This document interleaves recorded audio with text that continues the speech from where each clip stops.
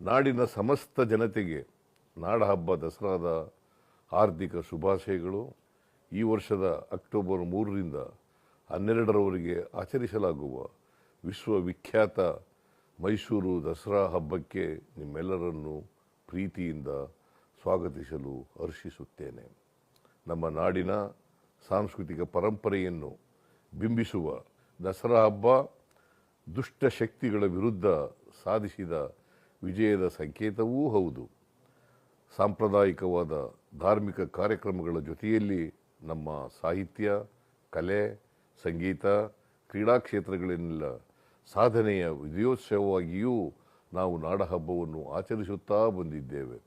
ಕಳೆದ ಬಾರಿ ಅನಿವಾರ್ಯವಾಗಿ ದಸರಾ ಹಬ್ಬವನ್ನು ಸಂಪ್ರದಾಯಕ್ಕೆ ಚ್ಯುತಿ ಬಾರದಂತೆ ಸರಳವಾಗಿ ಆಚರಿಸಿದ್ದೆವು. ಈ ಬಾರಿ ನಾಡಿನ ಅಧಿದೇವತೆಯಾದ ಚಾಮುಂಡೇಶ್ವರಿ ಆಶೀರ್ವಾದದಿಂದಾಗಿ ಪ್ರಕೃತಿ ನಮ್ಮೆಲ್ಲರನ್ನು ಒಲೆದು ಹರಿಸಿದೆ. ಇಳೆ ತುಂಬ ಮಳೆಯಾಗಿ ಅಣೆಕಟ್ಟುಗಳೆಲ್ಲ ತುಂಬಿ ನಾಡಿನಾದ್ಯಂತ ವರ್ಷದ ಹೊನಲು ಹರಿಯುತ್ತಿದೆ. ಈ ಹಿನ್ನೆಲೆಯಲ್ಲಿ ದಸರಾ ಹಬ್ಬವನ್ನು ಈ ಬಾರಿ ಸಂಪ್ರದಾಯಗಳನ್ನು ಮೇಳೈಸಿಕೊಂಡು ವಿಜೃಂಭಣೆಯಿಂದ ಆಚರಿಸಲು ತೀರ್ಮಾನಿಸಲಾಗಿದೆ. ಈ ಹಬ್ಬದ ಸಂಭ್ರಮಾಚರಣೆಯಲ್ಲಿ ತಾವೆಲ್ಲರೂ ಪಾಲ್ಗೊಂಡು ಹಬ್ಬದ ವೈಭವವನ್ನು ಕಣ್ತುಂಬಿಕೊಳ್ಳಲು ನಿಮ್ಮೆಲ್ಲರನ್ನು ಪ್ರೀತಿಯಿಂದ ಆಹ್ವಾನಿಸುತ್ತಿದ್ದೇನೆ.